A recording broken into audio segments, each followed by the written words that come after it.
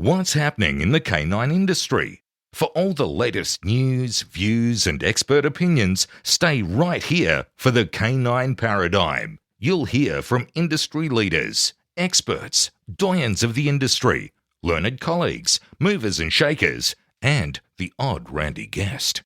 Get the latest insights and expert advice from both here and abroad from the people in the know. Now, here are your hosts, Glenn Cook and Pat Stewart.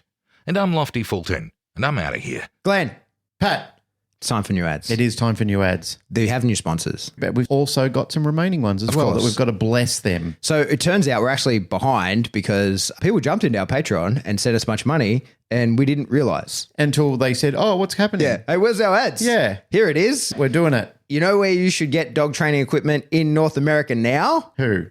Mojo Dog Co. Mojo Dog Co. Yeah, mojodogco.com is a website. There's a real store. It's in Chicago. Yep. But it's a website you can totally go to and they pretty much sell everything. They've got meals. They've got training gear. They've got apparel. There's food. There's dog beds. Like it's a legit store. And you've been there, haven't I've you? been there, yeah. Yeah, you've witnessed it firsthand. You've smelt the odors. You've tasted the food. You've run on the mills. I committed theft. I stole a tub. I think I was allowed to take it. Too late now. I've got it. I just trained with it today. So basically, he's paying us Patreon money for you to steal his toys. Yeah, it's a great Klein tug. It's fantastic. A Klein tug. Yeah, Oh, it's you know excellent. who else sells a Klein tug? Who? The Buffhead, the OG Buffhead. Really? Yes, he does. He does. Yeah. In fact, he does. I got from the Buffhead a Klein flirt pole, which all the dogs favour over all the other ones. Really? Yes. They You like shouldn't that. allow toy preferences, Glenn. I don't. They do. They choose what they want. We have two places that you could get dog training equipment. Yes. Mojodogcode.com. Yeah, in North America. Yeah. And Einzerwiener.buffed. Yep. Yep. You know what's a really cool product? The Rowdy Hound dog kennel. It's the kennel that attaches, like it's a crate that attaches to your motorcycle. Yeah. So you can take your dog anywhere that you're traveling if you own a motorcycle and Yeah. you want to take your dog with you. If I owned a motorcycle, Safely. I owned a motorcycle or a dog that wanted to ride one, Yep. I would 100% get one. I own a motorcycle. You should get one. I should get one. You should get one. I can see you with a little Frenchie hanging Yep. off the back of your motorbike. Yeah, I think that Mando would probably cause me to come off my bike. He Yeah. would probably rock around like crazy on Yeah. that thing. But Yeah, yeah, Frenchie. little dog like what George Kittredge does, who's a wonderful bloke and a dear friend of ours. Sponsor of the show. Sponsor of the show. And he takes his little blue heeler, which is an Australian dog. And George has been out here in Australia. He knows all about Australia. He stayed in Australia. He's done it all. But he actually takes his little blue heeler and he rides her all around the state and he teaches other people how to do it as well with their dogs. So You know- not only does he sell the product, but he trains people on how to use it as well. That's great. It is. You know, he should get everybody to do a big road trip up to Canada. Yeah. You know what they could do in Canada? What's that? Go to Dancroft. Dan Croft. Geez, they could watch a puppy class there, couldn't they? Oh, yeah, absolutely. And they're doing seminars as well. Really? Yeah, they've got seminars, they've got teaching, they've got education. But as I spoke to Daniel, who runs Dan Croft, he was telling me all about their amazing puppy classes and they do some kick-ass social media. Yeah, they do. They've got some pretty extreme type of breeds over there that they've got them all under perfect control, like all these American Staffies. They've got all these bull breeds that people complain about, whinge about and say they can't be trained. And Dan Croft has them doing not only beautiful stays, but they also have them on balls.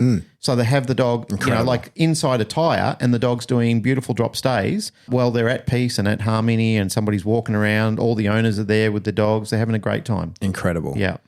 Oh, I bet those dogs are well conditioned and healthy. Yep. How would they do that? Probably the best way is to get yourself some canine pharmaceuticals. Hey, you've been using it. I have actually, no shit, like jokes aside. Remy was circling the drain. He was in bad shape. And Yeah. I said to Narelle, hey, I want to try and get him back in condition, see how much longer I can get from him. Because like the mind is willing, but the body is weak. Yep. And so she hooked me up with all the right things and he's a million times better. In fact, he's actually better than he has been in, probably 2 years. And you did a really cool social media content for Narelle the other day, which he really appreciated. I make sweet reels, bro. You do. You are pretty good with your reels.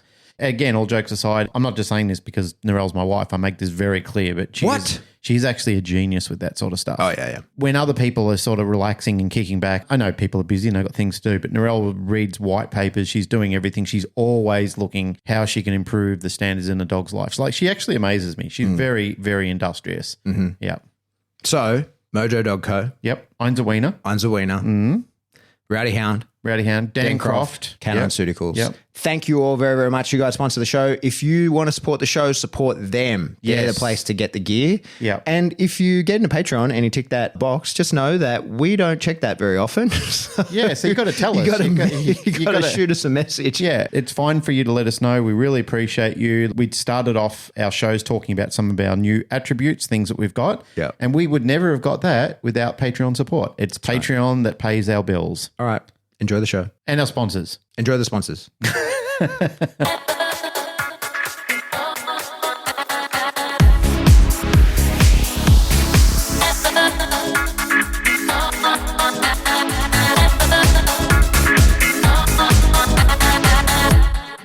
Welcome back to the Canine Paradigm. I'm your host, Pat Stewart. I'm joined in studio today by my co-host, Glenn Cook. Welcome back, travelling man. Thank you, sir. I'm back. It looked good. Yeah, I had a wonderful time. Yeah. So through the magic of digital technology, people may not have even known I was gone. Well, I think they did because... We pre-recorded episodes. Well, on the last one, you blew the whistle that you and I had recorded a back-to-back. Oh, did I? Plus, I deliberately let a week go. I was in Melbourne for my beautiful niece's wedding.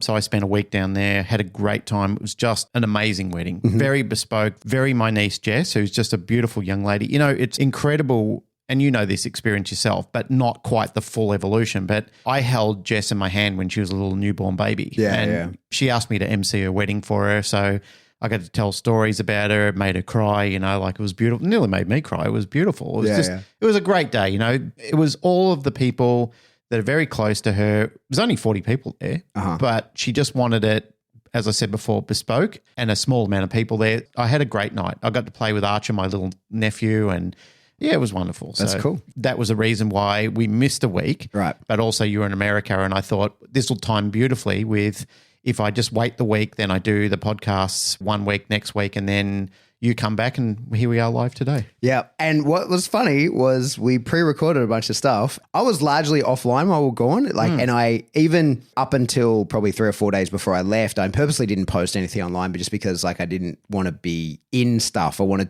while I'm gone, I want to be doing what I'm doing. I don't want to be sort of drawn to my phone, having to look at what's going on.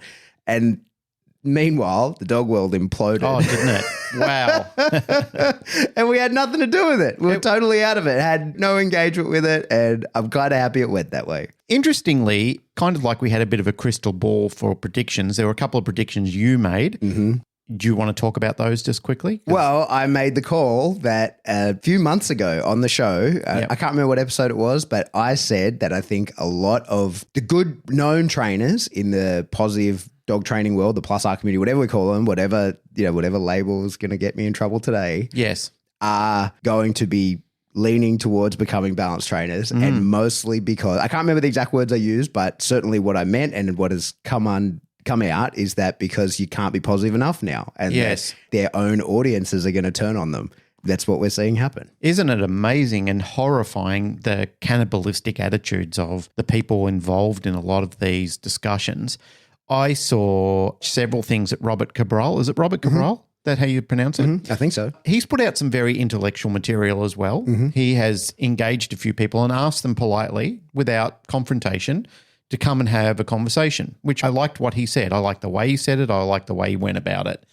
There was, interestingly, a post that he put on recently where, and several people have done this, along the lines of what you predicted and what you just said now, there was a lady who was talking about how she'd been heavily involved in a lot of these organisations and found it absolutely deplorable and disgusting the way they were behaving, the way that they were misleading people. And she said, this is words to effect of. You can go to Robert's page and read it yourself, but she was primarily saying she's horrified with what's happened, with how they're behaving, and she has totally rejected them now and has since then not only rejected the teachings but also the institutions and has now joined the ISCP. Cool. Which is great. It's fantastic to see that these sort of things are happening. I just want to leapfrog into one of the concerns that I had recently along the lines of this, because there's a couple of calls for assistance that went out. One of them was with Dogs New South Wales recently. Right. There was a post yesterday that came out, and cutting to the chase,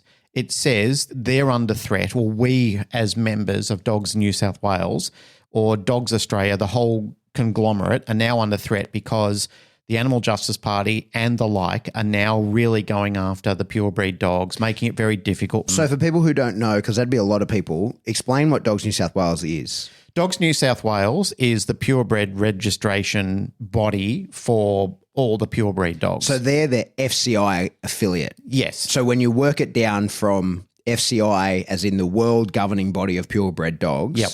and work down regional affiliates, country affiliates, state affiliates, Yes. they are it. So when you have a purebred dog Yep. with true FCI paperwork, Yes. it gets issued by Dogs New South Wales. Correct. And when you go to a dog show for purebred dogs, those They're the governing shows body. are the governing body. Correct. Dogs New South Wales is the governing body of In those each shows. state, They are yes. the issuer of the paperwork. Yep. And if you're a registered breeder, when someone says they're a registered breeder in this state, Yep. where we are, that means they're registered with Dogs New South Wales. Correct. If you're in New South Wales. Yeah, yeah. And then there's, in Australia, there's affiliates, there's Dogs Queensland, there's Dogs Vic, there's Yep. all the different ones. So they handle all semen transfers and anything like that that's involved with dogs importing or exporting from overseas to other countries. So they govern and all the paperwork goes through them. Mm-hmm. But interestingly enough, through their Gazette, which is an online one that I get, they're basically saying we're under siege. The Animal Justice Party is making life hard for us. They're going to start making life very, very difficult for purebred dog owners. They're pushing desexing, which is going to significantly reduce the amount of dogs. And they're also trying to push rescue dogs onto people, which you'll get the other side clapping and applauding for that. And they're saying, well, why aren't we doing this? Yeah, so let me play devil's advocate. To the average person, like the average non-dog industry person, that seems like great news. That's exactly the point that I'm trying to make. But what I thought interesting of that is the very group of people that stand behind banning remote trainers, prong collars, correction chains, tools which they call aversive behavioural collars or devices, are now finding themselves under siege by the very same people who we're under siege by. Yeah, they got into bed with them. Exactly right. It is an absolute phenomenon that occurs all of the time because they think they're safe. They think these people are their friends. And this is a prediction I made a while ago, is when they get rid of what they want to get rid of, let's say the aversive tools like they did in Queensland with the recent legislation change with prong collars and so forth, when they get those sort of things under their belt, they're coming after something else. They've always got to look for something to stay relevant, to stir up the pot. There's always something in their mind which has to change. Yeah. Interesting, and why I'm talking about this now is there's a correlation between what that lady said in Robert Cabral's conversation. Is she mentioned, her words, not mine, she mentioned that she is sick and tired of watching these PETA-derived organisations literally destroying the foundations of the canine communities. I find that fundamentally interesting myself. It's been something that I've regularly commented on and brought up throughout episodes that we've recorded. If you look at it from an observational point of view, you can't miss it. If you're paying attention, if your eyes are wide open in this, you can't miss that this is the incremental plan, or I believe it's the incremental plan, is kill you softly. It's death by 1,000 cuts. It's take away 1, take away 2, take away 3, and before you know it, a lot of these domains start to collapse. Sidestepping to another conversation, recently Narelle took Mando to one of the local clubs here in where we live. Wait, I got feedback earlier. We're not allowed to just mention names of dogs because to someone new listening, that might have no context. So Mando is your Rottweiler? Our 11-month-old Rottweiler that we got from Lisa Chin, Stambakai Rottweilers. There you go. There's the full story. Thank you, Lisa. Mando's turning out great at the moment, so happy with the way he's going. Narelle wanted to take him down. Her reason was she's very involved in him. She loves him. She's absolutely smitten with him. She does training with him now. She's been teaching him a lot of the current skills that he knows. She wanted to take him out to make sure that he is in different environments, he's around other dogs, which I supported, but that came with caveats and there are concerns. Number one, the club that she wants to take him down to doesn't use anything from correction chains up the scale. Okay. So to me, that's a concern to have a large, powerful, juvenile Rottweiler male. It's not that he's a bad dog. It's just that he's in that heady stage where he wants to try and push boundaries. Yeah. So when Narelle went down there, on the opening day that she was there, the person that took the class informed her and the entire class of new people that prong collars are illegal to use in the state of New South Wales. Right. So Narelle came back to me and she said, is that true? I said, that is an outrageous and outright lie. Mm-hmm. And I said, she might believe that or somebody might have told her that, but it is an actual factual lie. Yeah. And I said, error. there are importation issues with prong collars. That's true.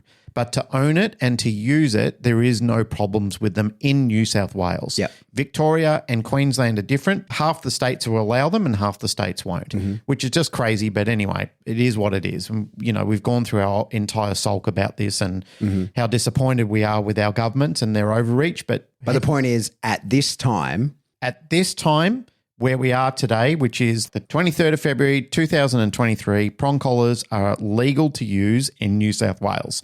There are obviously agencies who don't like them and would like to see them stricken off the map. We know that, and we've spoken about that before. And they even say it on their website, we abhor these devices and we don't want them used. And if people use them in a cruel manner, then we will take action against them. But that could go either way with any equipment that you're using. You could use that with a no-pull harness. If you found using that in a cruel manner, then they could take action against you because it's in the manner it's been used, not the device itself. I found that frustrating and annoying that a club is giving people infactual information, like literally lying to them about the legalities of tools. What they could have just said is you can use them outside the club, but on club grounds, it's a policy of the club that it can't be used.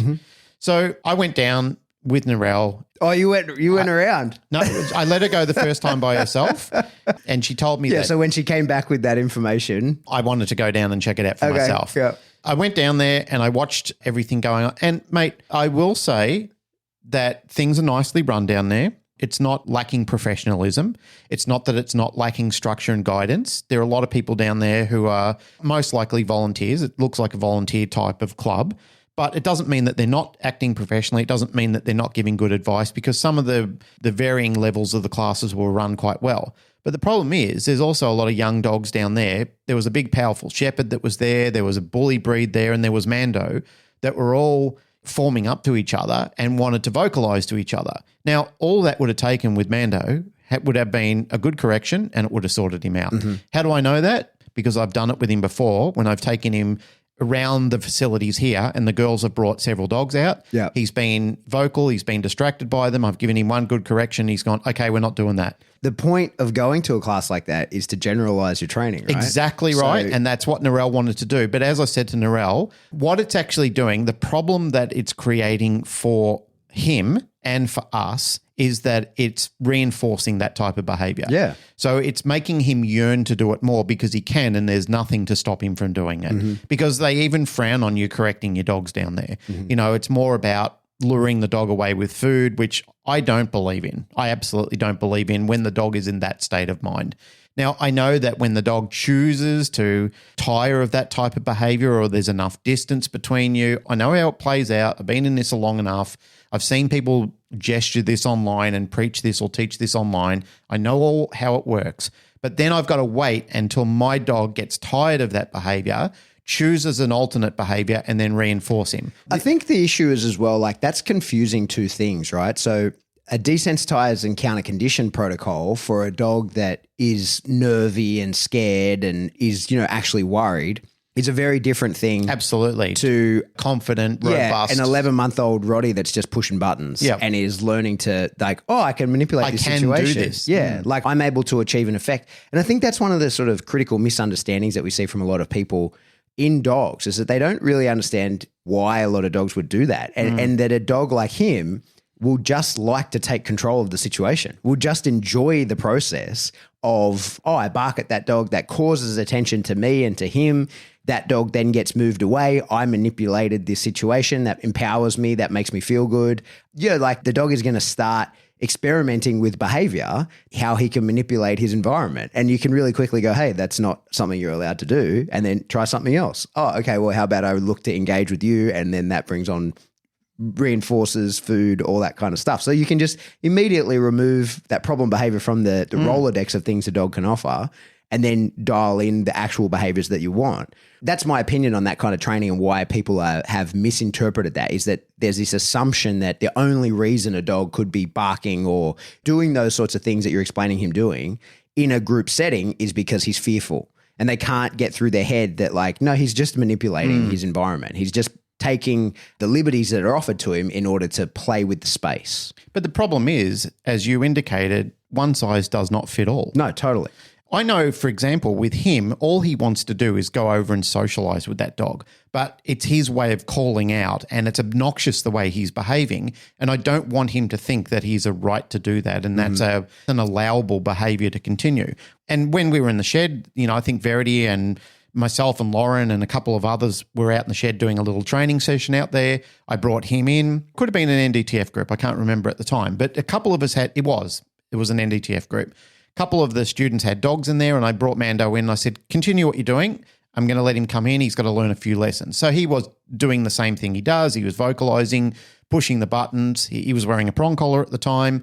I allowed him to push himself into the prong collar. Same sort of thing we preach, all the teaching, the negative reinforcement aspect of it. He pushed in, realized I don't like this. He readjusted his pressure. He came back to me. He sat patiently. I reinforced him. Then what we did, of course, is I allowed him, because his behavior was appropriate, it was in line with what I wanted, I walked him over and allowed him to meet the dog. It went beautifully. It went as good as you could expect of two dogs to meet each other. It wasn't that the behavior was aggressive, but the manifestation of this behavior can lead to ongoing levels of frustration, which can incrementally ratchet the dog up into him becoming aggressive. Yeah. So the writing is on the wall for him to become an aggressive dog through those procedures, which is exactly what I wanted to avoid. Just expand on that, because I got a lot of feedback while I was gone. Yeah. We just assume that people understand what we're talking about. Right. So we need to expand on that in training wise. Yep. In that a very simple procedure that happens to a lot of dogs like him would be that he's social. He's not a dog aggressive dog.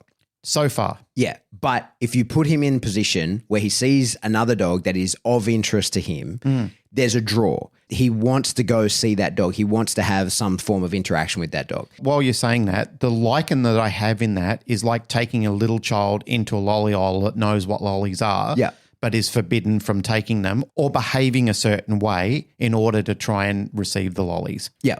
So he sees other dogs. He wants to interact with them. Yep. Allowing a 11-month-old Rottweiler to just run up and slam into another dog's is a recipe for disaster. Exactly. So no actual trainer is going to allow that to just happen. But they do, mate. That's the problem. But shouldn't. But so shouldn't. The procedure that would go through is that in restricting him from getting to the other dog, you are going to tap into frustration. He is going to be like, hey, fucking beat it. I want to go over there. And that is going to cause a bark. It's going to cause some vocalization.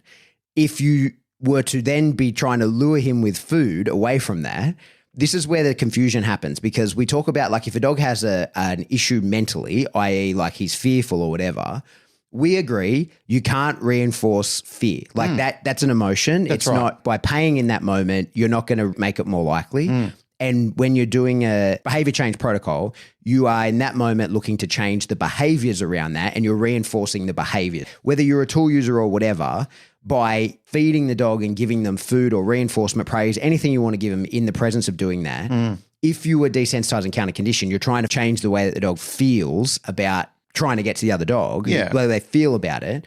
Because chances are, if they're bark lunge growling at them, whatever, they're probably fearful. But that's a timeline thing. That's a linear thing where you've just got to let time and the realization of the dog believe and understand I am safe and I'm okay. But where we as then balance trainers go, hey, you're reinforcing that behavior, is when we look at it and go, this is behavioral, right? Yep. So like he's expressing behaviors. His emotion is that he's frustrated. His emotion is not anxiety or concern around the other dog. He wants to get to the other dog in order to play with the other dog, probably. Yep. He is frustrated that you're not letting him. He is barking because he's frustrated. Frustration eventually becomes aggression, and it looks like it can actually, for many people, be very hard to tell the difference between fearful-based aggression, like anxiety, concern-based aggression versus frustration-based aggression. But so he barks at the other dog, and then if you're trying to redirect him with food, you are for sure in that moment reinforcing the behavior. Yep. And so a lot of people would go, oh, you don't get it. You're an idiot. You're a moron. You don't understand like desensitized counter. We're not desensitizing counter conditioning at this point. It's behavioral at this point. Yep, that's we right. like his mental state. We like that he is like happy with other dogs and wants to interact with them.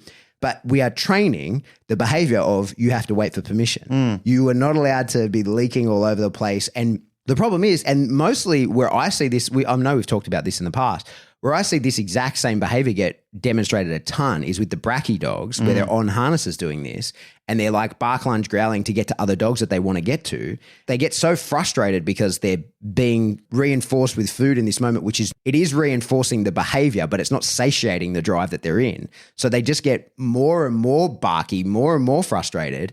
And that frustration eventually can become real aggression, where when that dog interacts with the other dog, he will fight him. It will be, and it will be because he got there and he's like, what are we doing again? I've forgotten why I'm trying to get here. Yeah. I've been trying to get here for so long that it made me actually aggressive that by the time I get here, it escalated. That drive has to be satiated. Yep. And you didn't satiate it with food. You reinforced the behavior with food. You made the behavior more likely to happen, but you didn't satiate the drive by giving the dog food. And so if he actually taps into a proper aggression through frustration, the only thing that's going to satiate that drive is attacking the other dog, is the fight that comes of it. Yep. So the issue of putting... And for the dog, in the mindset of the dog, that's the best possible outcome. That's fine. Yeah. Like, well, the dog's like, initially, if you said, hey, you got to wait, and then you're allowed a safe, controlled interaction with that dog and you can play...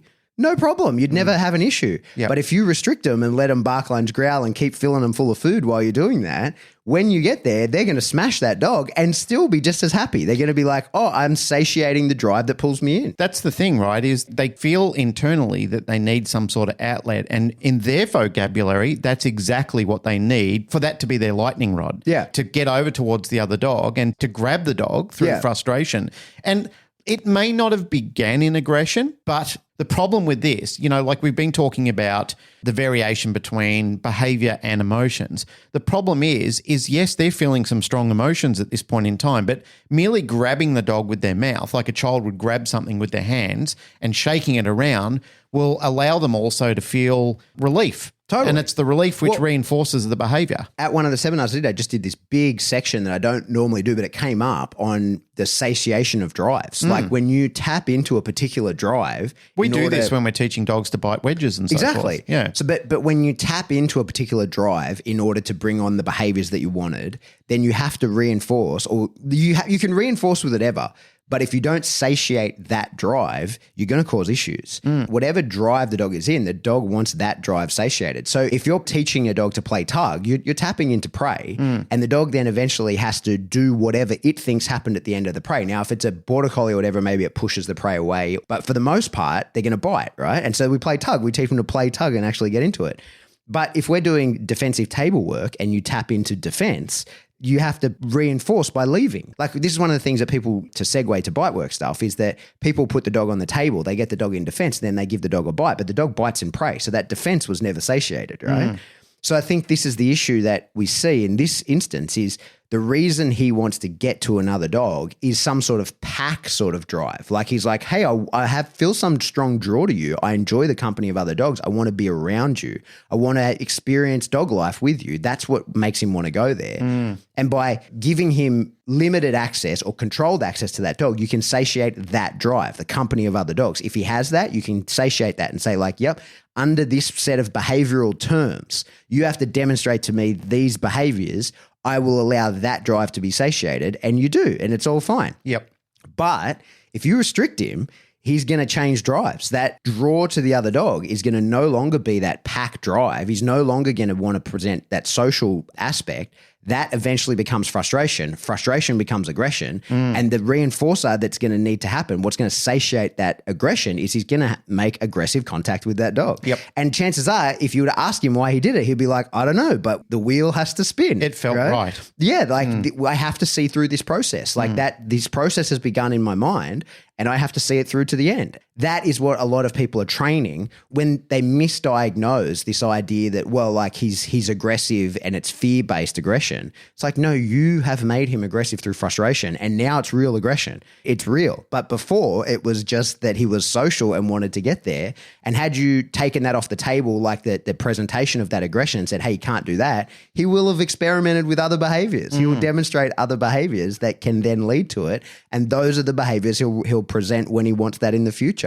Even a lot of really good dog trainers then like, oh, I'd never let my dog play with other dogs. I'm like, if it's possible, if it's okay for them to happen, I let my dog do that, but with behavioral terms. Absolutely. Absolutely. You can't just run in on other dogs. Yeah. Valerie she's not interested in other dogs except adolescent males because she's a floozy, right? So like if you get a 7 to 12-month-old intact male dog, Valerie's all about them. Yeah. But no other dogs. She's not interested in the slightest. She hates all other dogs. Not hates them, just doesn't want anything to do with them. Remy enjoys the company of other dogs. He wants to go and talk to them. He wants to like hang out with them. And in those instances, I say, no problem. But there's terms to that. Like you're not allowed to just run in on them because he'll cause a fight, like he'll get attacked because of the way that he approaches. Yep.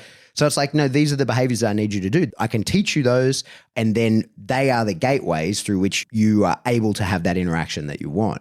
But if all of the dogs that we interact with, most of those working dogs, they're so easy to become dangerously aggressive through frustration. And we count on that. We rely on that being the case in order to teach them some of the things that we teach them. Yeah. And then we have a bunch of people who really only deal in pets and not to down talk only deal in pets, but only deal in like the very basics of pet training, saying what we know to be true of very detailed high level training, trying to tell us that's incorrect. Yeah. It's like, actually, no, that's not the case at all. Yeah. It's like having a child enter the school system and tell you how to teach. Yeah. Turn up and be like at their year 1 maths lesson, start trying to teach astrophysics. It's like, that's not how it goes. It's also interesting the way that dogs behave in that time. And this is something that I've alluded to before. I call it the Jekyll and Hyde syndrome, the way that I explain it to people because they're very unfamiliar. They're familiar with Dr. Jekyll, but they're not familiar with Mr. Hyde. And that whole manifestation is something that is changed beyond recognition of what it was behaviorally and physically. When you see the manifestation of a dog behaving like this, because I was watching how people were interacting and watching what Mando was doing, watching what this other shepherd was doing, like even the owner of the shepherd, I mean, I've seen my dog like that. I know what he's like when he behaves like that. I know how disinterested he is in us and what we've got to offer because that pointy end of the stick is far more important to him than what we've got. He will take it, but it's sort of like reluctantly, and it's not the way I want to do things. Yeah. I had to remind Narelle a couple of times, step away from this, move away, because we do things and think differently than what's happening here based on what's going on. Again, I'm not being disrespectful to those people. They serve a purpose. They do a good job for what they're doing, but not for my dog in that moment. It was wrong. Getting back to that whole manifestation of the Jekyll and Hyde syndrome, when people see that from their dog, they look at them and they go, I don't recognize you. I don't know you. Yeah. I don't know this version of what you're presenting to me at this period of time.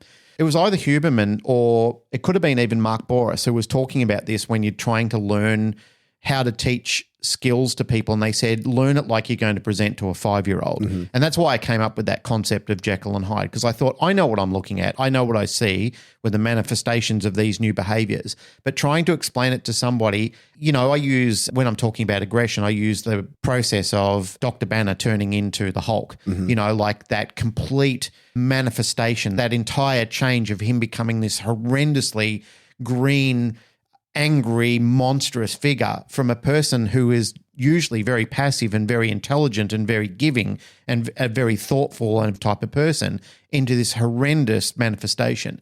People see that with their dogs, they can't understand. They look at them, they can't even see who that dog was. Yeah.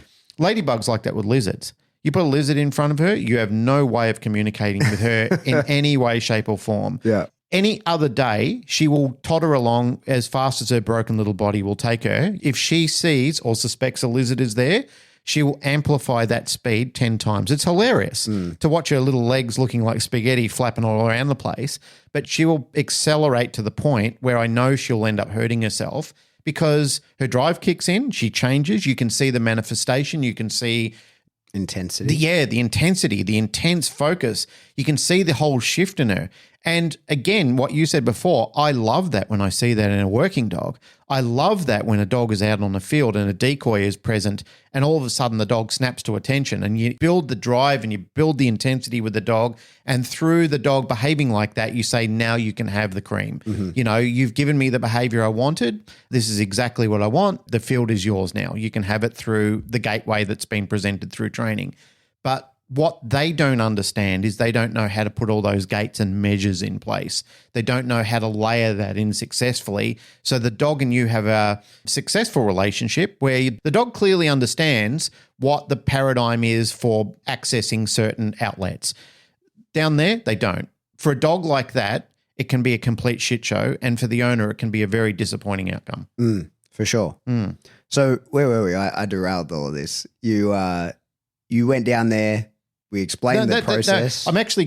I'm glad if that's the feedback that you got, that if we're off on a tangent of discussing things that make sense to us, again, you know, like that's the importance of breaking things down sometimes is this is a public show and we're talking to people about helping them with their education. Even though you and I are having a conversation of things that interest or frustrate us or alarm us or whatever we're talking about, it is very important because I don't like it. I don't even like it when I'm teaching something and people just nod their heads and they're thinking I'm too intimidated to say anything else. I don't want to fall out or seem that it doesn't make sense to me. I'd rather people do that. I'd rather people say, can you elaborate further? That's an important thing to do.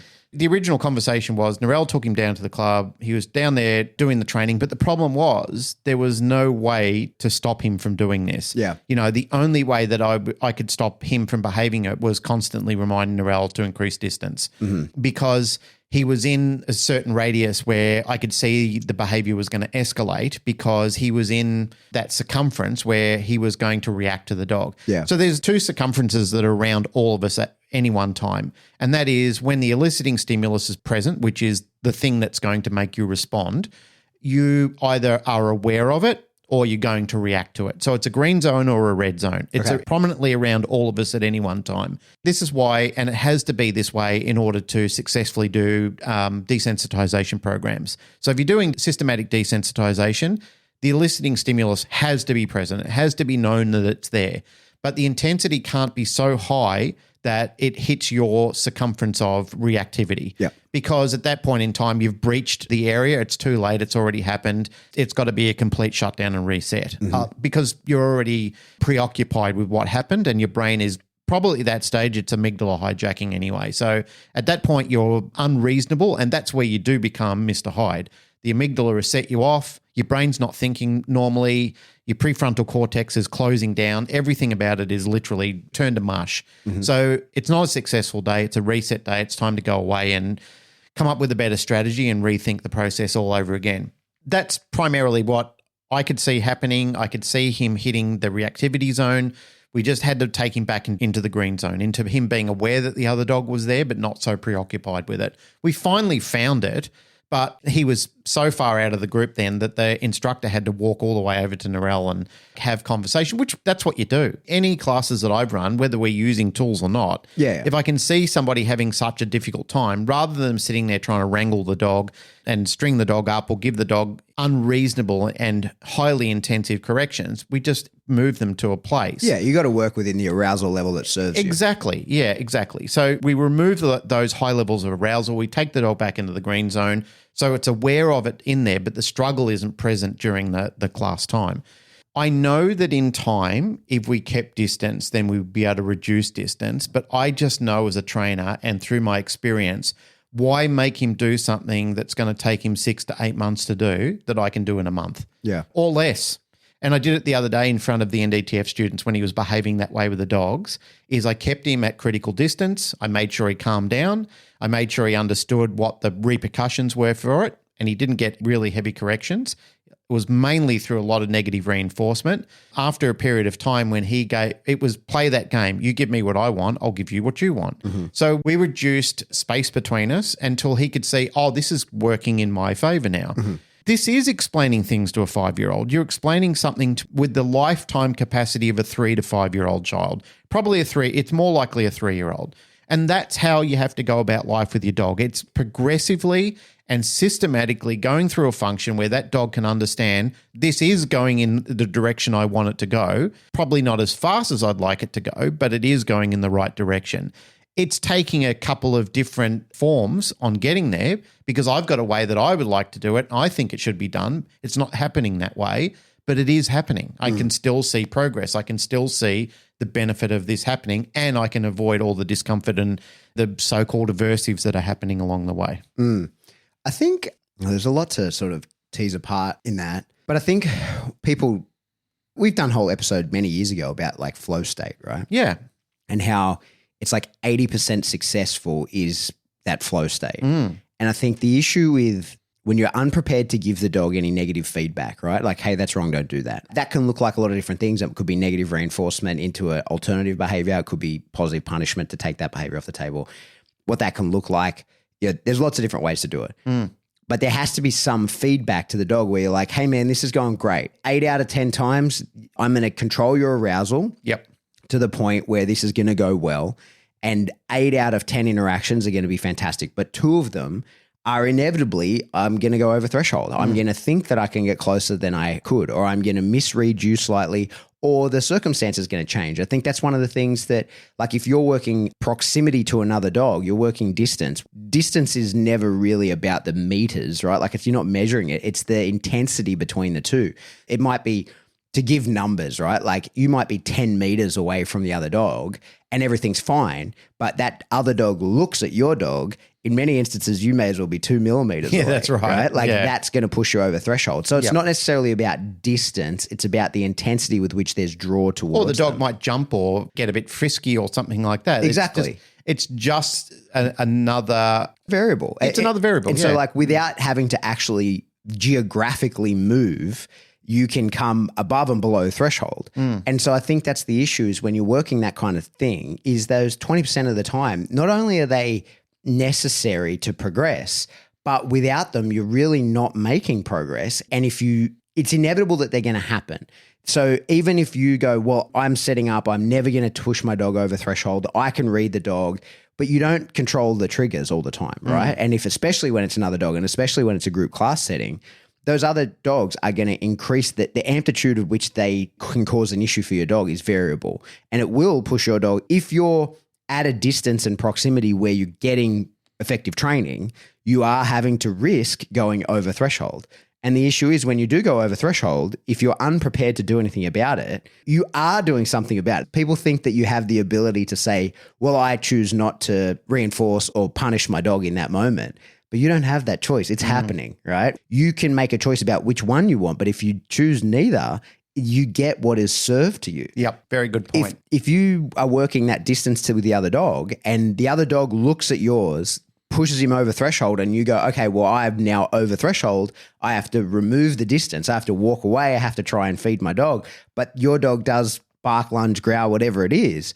That behavior is reinforced. Like you've tapped into it and that mistake goes unanswered.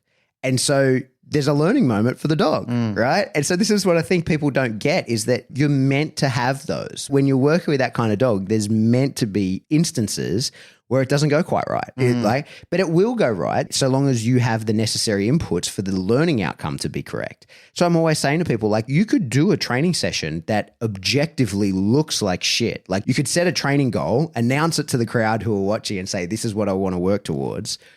Not take even one step towards that, put the dog up at the end and say that was a fantastic training session, so long as the dog had the learning outcome that you wanted him to have. Now, it could be separate from what you set out to achieve. If my goal is to be able to walk past another dog, and because of the space that I have and the other dog and all the variables that go into it, even if I never get within 10 meters of that dog, if every instance that my dog does the wrong thing, it's addressed, and every instance that my dog does the right thing, it's addressed. And when I put the dog up, he has a learning moment where he goes, well, next time I'll be able to go closer because of the inputs I received. That's a great session. It can look like shit to anyone that observes it, and you can not achieve your goal. But if the dog has the learning outcome that will get you closer to the goal next time, that's fantastic. You've done exactly what you were meant to do. But I think the issue is when the dog makes mistakes and those mistakes go unanswered, but the dog has a learning moment and you just in that moment have to just go, well, I'm set back. That's all that is left for you in that moment. If you don't give the necessary inputs, you have to acknowledge, I am set back by this. And then if you have more setbacks than steps forward, you're going backwards. And that's overwhelmingly what we see happen in these sorts of, especially group class settings where you can't give negative feedback to the dog. Some very good points in there. Once again, there's a lot to unpack through that. And one of the points that you raised early when you started having that section of that conversation was about even experienced trainers still get their dogs in thresholds that they don't want. I've never met anybody on the planet yet who hasn't done that. There's no way to avoid it. That's exactly right. Don't look at that as being something untowards or something completely terrible. It's part of that learning progress. Some of the best learning outcomes happen through some of those struggles. It's frustrating at the time. We have talked about that. We've talked about levels of frustration that are going to occur in any one of the training sessions you have. It rarely always goes your way. Like I've had training sessions before where I've come away from it sweating and cursing and absolutely pissed off. I come inside and I sit down, but they're some of the greatest breakthrough moments I've ever had when I look back on them. Now I look back on them affectionately because I realize I was right on the cusp of something. I just didn't realize it because I was looking at it through a fixated lens. But once my skewed vision goes away, I think, holy shit, I was just about to break through and hit the diamond. But I didn't realize what was going on at the moment because I wasn't ready to receive it in an appropriate mindset. I was in an angry mind. My mind was hijacked. It wasn't thinking it through. Those are the reasons why very early on, and, you know, like you've just recently got into journaling with your bullet journal, which I'm going to get an education from you at some stage about that. One of the things I used to say to people all the time, and I still encourage it a lot, is journal what you're actually doing with your training, because sometimes you can sit down and go, oh my God, I didn't realize I was on the cusp of greatness. I couldn't see it at the time, but I can see it now. And you go out and the next training session is completely different because you received the information that you needed. You've gone through that frustration. The dog realizes that's not going to go my way next time we do this. How about we try an alternate behavior that's going to work? The dog is thinking about what's best for it. It is always thinking about, in order for my life to get better, I have to modify certain behavioral outcomes. That's what your dog's thinking. Your dog's not looking at you going, oh, I want to do what's best for Pat. You know, that's in my itinerary of today's outcomes. That's not how it goes down. If you're under an illusion that that's how your dog thinks, you're definitely going to be misplaced. It doesn't mean they don't love you. We've already covered off on that before. That doesn't mean anything like that. But what they are often doing is your dog is primarily thinking, how do I make my life better and more comfortable? And guess what? Same thing for humans. Yeah. You know, we're constantly You're a thinking. slave to your impulses. Of course. You're basically thinking, how do I furnish my life to be more comfortable? And you might say, oh, you know, but I know somebody who does so much things for other people. Yeah, because it makes them feel good. Yeah. Why do you think people record their benevolent actions on YouTube when they're going down the street and giving some homeless person $1,000 or they're taking them in and doing something? They're recording the whole thing. You know, like if it was true benevolence, you'd do it in secrecy. You wouldn't tell anybody that you're doing it. And even then, you're doing it because it makes you feel good to see other people. You might be doing it with all the good intentions. But getting back to your dog, because I know I'm going off on a tangent here, getting back to the dog's intentions are, how do I make my life more successful? Yeah. How do I make it more comfortable? How do I make it more in line with my values? If we're talking about values, that's what your dog is thinking. Those training sessions, sometimes that battle that you go through, you might think, well, that's frustrating. Today I don't like the dog, but then you come out tomorrow and it's new horizons. It's a new dawn. It's a completely new beginning with the dog. And you think, what happened? What changed? Just the dog realizing this battle just can't continue to go this way all the time. It's not going my way the way that it did yesterday. Today, let me try something new. And it might just be working in those slight increments. It might be a slight incremental thing. And if you're intelligent enough to see it, if you're a smart enough person, you'll realize we've completely changed tracks. It was small, it was subtle, but it happened. It's a complete new direction we're heading in. I've just got to stop there. I've just got to realize shorter, smarter, think for long term. Think the long game at this point in time. Here's a metaphor that may or may not make sense as I work through it in my head. I'm really good at parking a car. Yep. Right? I am actually quite good at it, right? Difficult spot, chances are I'm going to get my car in Same, there, right? yeah. Narelle often comments on how good I can get a big car in a small space. Well, then I'm curious to know how you feel about this. When you pull into a place like a car park and there's tons of spots, how do you feel about that?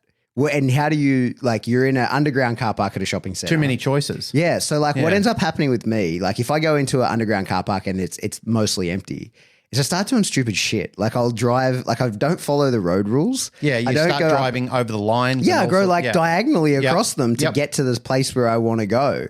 Like, and then when I get there, I'll move my car 2 or 3 times. Like, I'll park in one and they'll be like, oh no, fuck that. And I'll drive to this next one. And then I'm like, oh no, I'll move around to over here. And to me, it actually is a little bit aversive where it's just like, I'm sort of paralyzed by choices and I'm never really happy with any of my choices when I have so many of them. And I think a lot of the times when people don't want to give the dog any level of like aversive feedback, the same can happen because they've got like too many options available for the dog. So you see people that are training with like 3 different balls that they're throwing for the dog and the dog's just randomly picking up one and the dog's off leash so it can run around and it can interact with whatever it feels like at the time. And no matter what the dog does, he can't get in trouble. So he can't hear the word no and they've got food and they're trying to interact with the dog. And those dogs, I sympathize with them because they seem like they're having a much worse version than I do when there's too many places to park the car, right? Because they're just kind of all over the place and they're not really committing to anything and there's no rules, like nothing's defined to them. They're just able to sort of run around and do whatever and they're just acting on every impulse, which seems like I can see how some people think that that's good. Like I can totally see how some people think that just getting whatever you want, however you want it, as many times as you want. I can see how people think that that would be good, but that's not. That isn't what makes people happy. It's not what makes dogs happy either. Like I think that in my experience, and I've, with many, many dogs, the more narrowly you define to them what it is that you want, the more intense they are at doing that thing. And certainly the more enjoyment it appears as though they have in the doing of that thing. And I think sometimes people take for granted the aversive nature of having too many choices. That's one of those things, like you sit down at a restaurant and there's so many things on the menu. You're like, it's that sort of. Cronides used to do that. They had a menu that was like a book. Yeah. And you look at it and you're kind of like, I don't even know where to start. It's intimidating. Yeah. And it's a little bit overwhelming to look at it. Yep. And I think that's very much what happens when people give the dog way too much freedoms in these sessions, right? And it's like, I don't want to compel the dog. I don't want to make him do anything. I'm going to let him make choices. And it's like, yeah, but he might not enjoy the process of making all those choices. That might be aversive in and of itself, having to solve the problem like that. But he may also make some stupid choices along the way. He may make some really bad choices. And if you're unprepared to give any feedback saying that that's incorrect, then he's going to keep expressing them. That feeling of helplessness in trying to do that can be extremely aversive. Yeah, it could be reinforced for doing the wrong thing. Yep. Say when we use negative punishment in training on purpose, right? The whole point of negative punishment, usually if we give a dog a timeout in place or something like that, is that aversive nature of not knowing what to do. Like it's one of the things I just did a lot of work with people overseas. A lot of people who had very tightly wound dogs, right? Who are, very good competition dogs, but the dogs are sort of always on the cusp of almost getting things wrong because they're holding them together so tightly. And to those people, I'm like, let him get it wrong. Just don't let him be successful. Like, let him break and go and chase that decoy, but we're not going to let him bite. Let him try as hard as he wants. Let him try everything. And you let him try for as long as he likes, but we're going to have him on a leash, but we're also not going to let him back into that heel position. If he breaks the heel position to chase that decoy, we're going to agitate a little bit. Yep. He's stuck out there and we're not going to let him back in and we're going to let him try as hard as he wants to get that decoy and we're going to let him try as hard as he can to get back into that heel position, but he's not going to be successful in any of them. He's just got to understand the fail point. Yeah. And until you've done that kind of training with a dog, You have no idea how aversive that is, because we're doing that on purpose. We want the dog to learn from his error, but we don't have to do anything physical to the dog to create an extremely aversive experience where the dog's like, shit, I don't know what to do. I'm without guidance here, and I'm just like, I'm trying everything I can. I'm not solving this puzzle. And that's one of the things that I think that gets overlooked when people don't want to give the dog information as to what will solve the puzzle, of how fucking aversive that can be to a dog. Because I do it on purpose. I know that it's aversive. And when I need a dog no longer to do something, I'll create the environment whereby that happens. So like, I'm aware of how aversive that is. And I see people when they've got their reactive dog and the dog's just blowing up and they're trying to give it food and the dog's sort of bouncing between behaviors, blowing up, eating food, then it's doing like a couple of minutes of the obedience that you're trying to get it, and then it's blowing up again, and then they bring out the better food so the dog's interested for a little while. Like, and the dog's brain is just like a pinball machine, like bouncing around all over the place. That is not a comfortable state to be in. Like, and that's one of the things that amazes me when people are like, oh, I'm in it for the dogs and I train with kindness and all this kind of shit. And it's like, well, you're fucking him up mentally. Give him an aversive consequence. Give him like a couple of corrections. Take things off the table so that he then can narrow his focus and be like, hey, man, you got like two options. One is to work with me and one is to not. Yeah. Right. And you can't just keep bouncing around all over the place like that. I truly believe that not many people are aware of how aversive that is. Like, that is such a horrific experience to go through, where you're like, I have no idea how to solve this puzzle and I'm bouncing around piece to piece, just randomly trying all these different things. And we think that we're doing that because I don't want to take away his freedoms, and I don't want, like, you're fucking him up, because you in your own life, you don't have those freedoms. And that's what I mean. Like, my very, I don't know how relevant my example is in parking, but that's one of those times where I get overwhelmed, where I'm like, I have too many choices here. My behavior falls apart. I start driving against the rules. I start driving through car spaces where there's no value in doing that for me. Like, I'm better off just staying on the marked road points to get to the relevant space, but I cut through the middle because it all falls apart. Like, there's too many options for me. And like, that's what happens to me. And I feel like the same thing happens to dogs. When you give them so many options, they're like, well, fuck, I'll do them all. I'll bounce around. I won't be satiated with any. And you never actually hit a point of fulfillment. And I think it's a travesty to rob a dog of the ability to fulfill itself completely, to focus on something, to teach a dog like, hey, like, become fucking into this, like, and feel the accomplishment that will come of having succeeded doing the thing that we're working towards together. I don't think too many people really get how powerful an experience that is and how reinforcing that is to a dog, just to narrowly define what it is you want him to do and have him achieve it. Like, very few people are really picking up how reinforcing that is just for the dog to achieve the thing that he is trying to achieve. And when you narrowly define what it is he's got to achieve and make it something that it is what you want and it is safe for him to achieve it, then training it attaches a turbo and the dog becomes such a willing participant in the training. It becomes so easy. This is what I always say to people. I'm like, actual training dogs to do stuff, it's so easy. It's so easy. It's preparing the dog to be ready to learn the things is the tricky part. And it's saying to the dog like, hey, you can't do that. You can't do that. You'll be like, no, these things are off the table. This is the thing that we need you to do. And then once you've done those things, getting the dog to do the thing you want him to do will be super easy. And when he achieves it, he'll be fucking stoked when it happens. It's very frustrating. It is frustrating. I agree entirely. I think the term that ties that all in is usually called limbo, being in limbo. There's nothing worse than being in a state of nothingness between two sets. It's funny that you and I have the same quandary, that when we do go into a car park that's full of car spaces, I get panicky about that, and then I opt for security. So what I then do is I go hunting for the most secure spot that I could basically find, something that's easy to get in and out of, something that if somebody does park next to me, they're not going to mark my car or something like that. Or God forbid if it's my motorbike, like I usually then go to the very top of the building where nobody else, or the very bottom of the building where nobody else is parking. Yeah. Usually look for a security camera to park in front of. So I go through all these, play in my head about what can I do, because what's usually presented to me isn't available right here. Yeah. And you're right, it's fucking tormenting. Yeah, it's funny because Jane teases me about it all the time. Like, whenever we pull into somewhere, if there's like hardly any cars there, she'll be like, uh-oh. What are you going to do? And I'm like, I don't know. I don't know what I'm going to do. Whereas like if there's like the weirdest, most bizarre, hard to fit into spot, I'm like, now I'm very comfortable. Right? Like, watch my skills. yeah, well, but even the challenge of it, like then I get like narrowly focused. I'm like, here we go. Like I have a challenge. I've got something I'm working towards. And the process of doing it, when I eventually do, will be highly reinforcing, right? And so like, I feel like it works as a metaphor. The other thing I wanted to talk about was on the topic of, at a group class and it's a public club or whatever where Neural had issue with Mando and they don't want people using tools.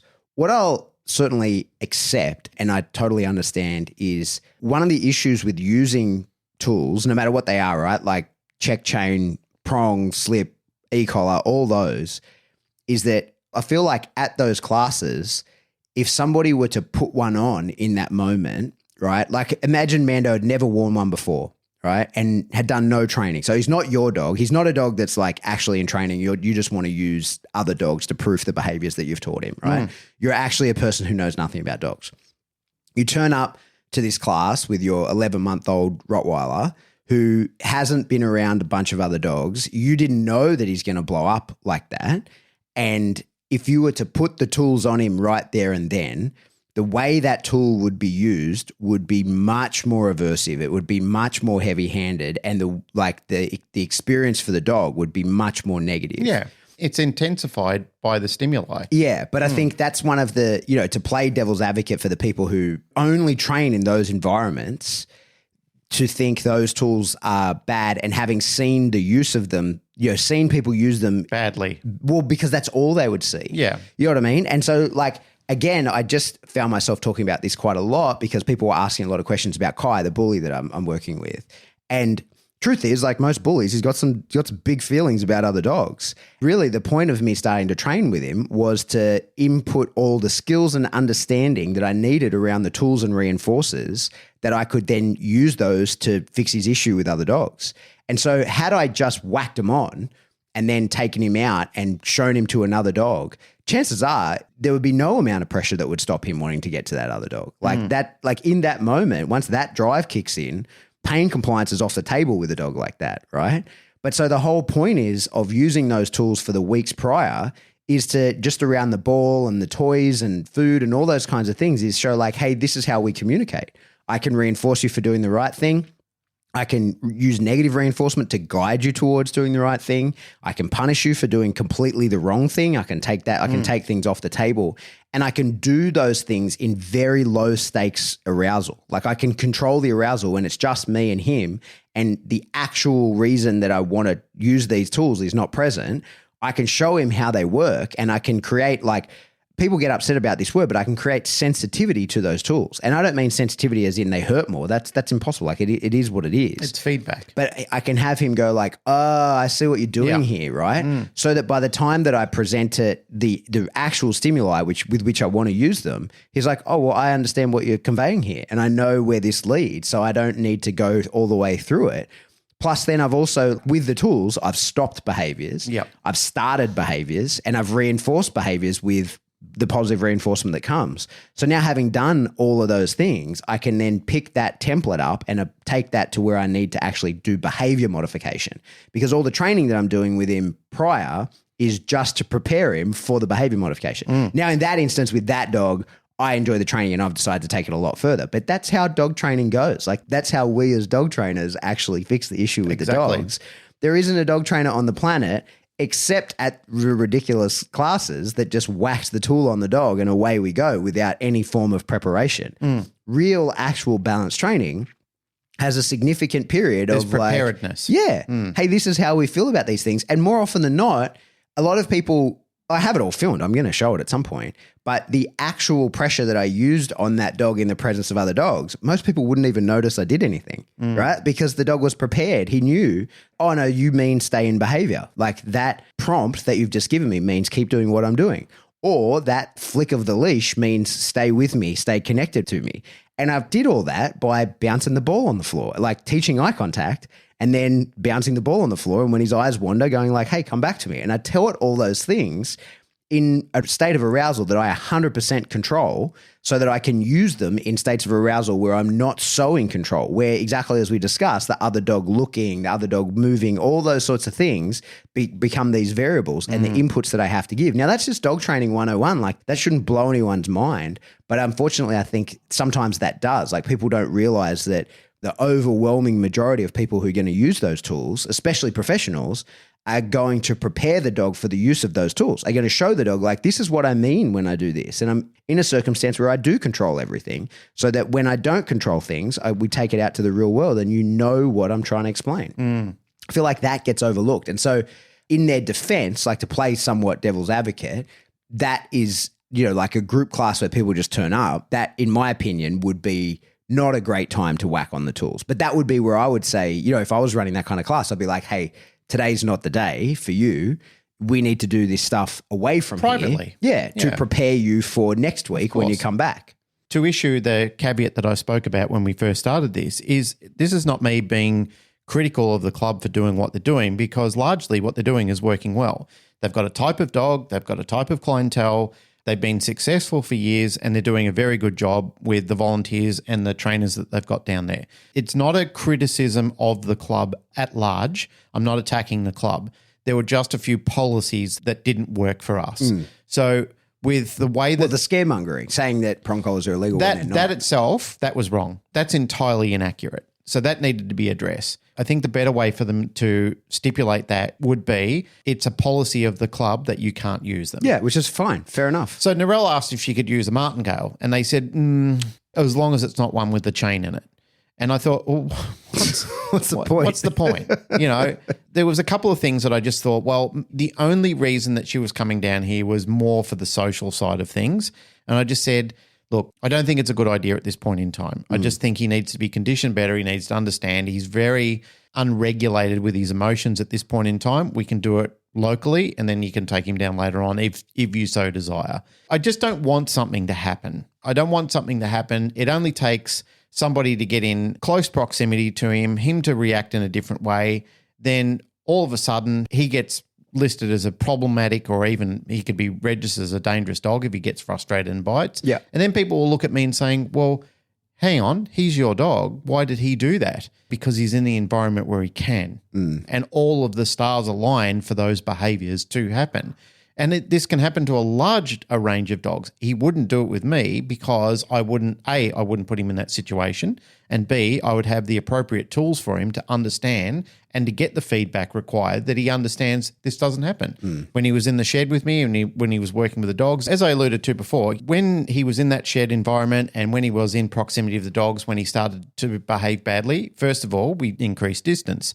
Secondly, he started to get some pressure and some feedback from the collar. Then his appropriate behavior surfaced. As soon as it did, he started to be reinforced at distance. Then I started to show him, now that I can see appropriate behavior, now I'll let you do something that you want to do. And in essence, it's almost premacking his way through that behavior as well. So I'm basically, as the principles of Premack is, I want you to do something you need to do, and then you can do something that you want to do. So I'm giving him that selection criteria to choose between the two of them, with inserting the ability to be able to punish him or use aversives in training so he can understand this is how it's going to be. Because Premack people will get up in arms and say, that's not how you do Premacking. Kind of is when you're teaching the dog the systematics of you need to do something that I want you to do in order to get something you want through it. So you're building a gate in front of the dog and showing him, here is the gate. There is no way through it until you do the appropriate behavior. That's the way it's going to go. Good place to leave it? Yeah. For the most part, we've stayed out of the deteriorating problem. I think we had our own little say about just what's going on with your individual situation. We don't need to... Well, we kind of started it a little bit because when he first made that rubbish, talking about how male trainers are all toxic masculinity. And well, it's run away from all that. Anyway, let's not get into it. Hang on. Before we don't get into it, what I've got to say is that's become very tiresome and very boring to hear that in general by anybody in the environment. Yes, it exists. Yes, it's out there, but not everybody does it. So let's not divide the sexes with the dog training industry. Let's build each other up, because there's not a lot of that happening at the moment. It's a deteriorating shit show with people trying to pull each other apart.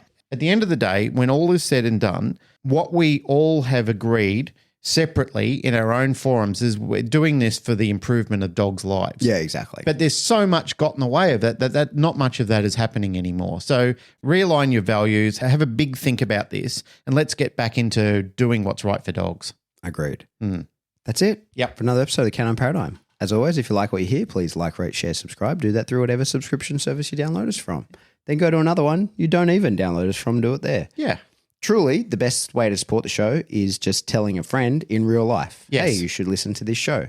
And then Support them on Patreon. yeah, and then try and get them in the Patreon. Yeah. That's how to like monetarily support us. $3 a month in there, get your extra episode or a giant backlog of extra information that's in there. It's as an well education as new portal. stuff going forward. So I have people ask me multiples of times, especially when they've just come through the NDTF and they've done their entry-level Cert 3 course in professional dog training and behaviour. We get to the end after they've done it or when we've done the block training and they say to me, now what? Well, there's a lot. You've got courses on Operant Canine. We've got the Patreon, which is all education. There's heaps and heaps and heaps of education on there. Or you could be just like our sugar mama, Barbara de Groot, Just give us who money. just throws large volumes of money at us. Thank you, Bob. Thank you, Barbara. Anyone else? Jump on. Yeah. All right, do that. The other way to support the show is buy some cool merch. Jump into spring. There's links in the show notes and various other places. Get on the website. You'll find it. You're smart. I believe in you. Yes. And if you want to get in contact with us, best way to do that is jump into the discussion group. You can group source information in there. We've got more coming soon. Progress has been made in getting us on other platforms. I haven't told you about that yet, You haven't, but I no. will. Yeah, so I'll explain once we stop here. But it's Okay. all good news. We're making forward progress. Or you can send us an email. We are info@thecaninparadigm.com. Goodbye.